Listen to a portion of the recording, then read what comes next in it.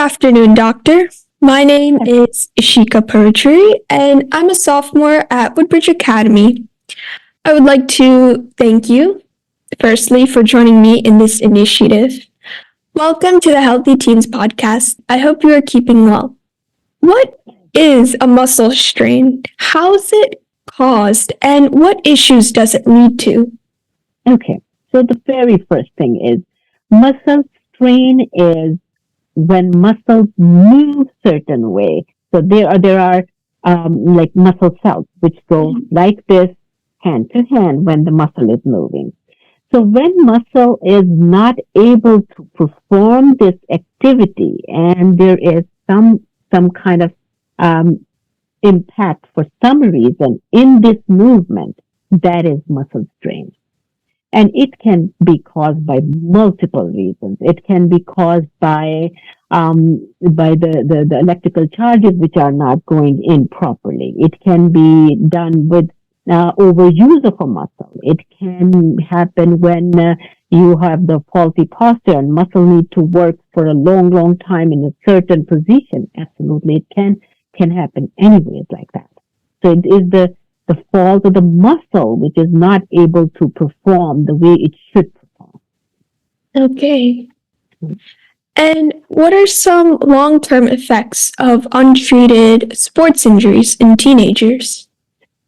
So in teenagers, there are lots of, at this point, when I see patients, I see lots of issues which started in when they were teenagers and they were doing all these high impact sports, and then that affect them.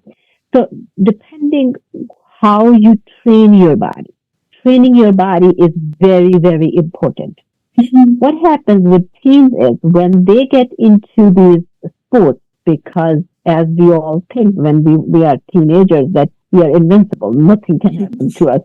So we do things if without thinking. So when you're playing, if you would really like it, you are playing for 10 hours a day and you don't feel anything.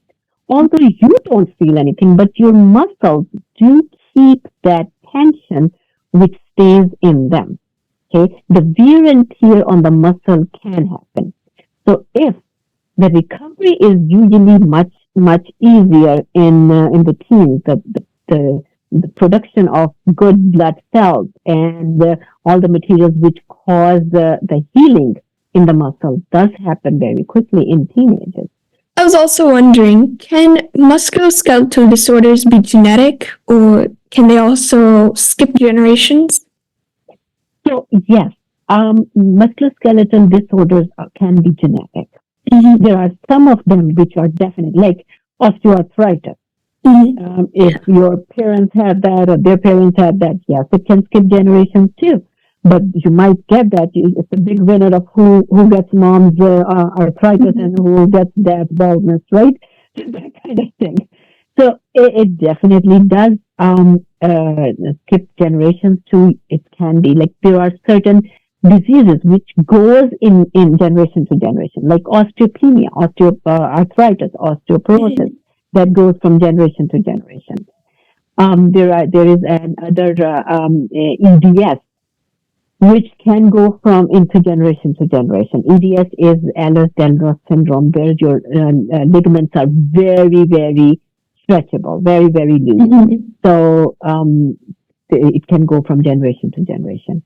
Yeah, there are lots of diseases which can go from one generation to the next generation, or they are kind of genetic. It comes to you.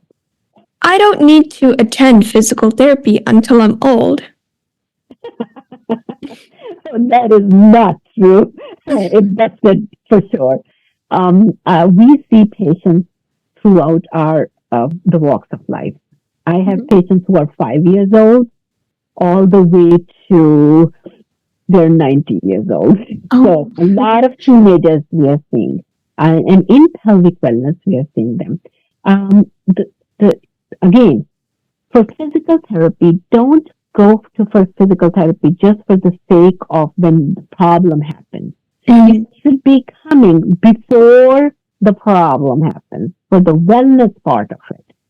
So All you need to do is go to your doctor, and because New Jersey, although we are direct access, but what happens is that um, in New Jersey, because Medicare wants doctor script, so Yeah. we all insurances want doctor script. Mhm. So it will be a good idea to get a script from the doctor for um, um, physical therapy for whatever reason, for muscle training or for strengthening or something like this, and then you can go to the doctor, to a physical therapist, and can get those treatments.